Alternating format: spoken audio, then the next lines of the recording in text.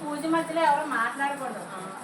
పూజ మధ్యలో మాట్లాడిన పూజ ఫలితం ఎదుటి వాళ్ళకి వెళ్తుంది. మనకు మాట్లాడతాం ఎవరు మాట్లాడకూడదు. అదే చెప్పండి ఎట్లా వచ్చింది మాట్లాడే బాగుంది పూజ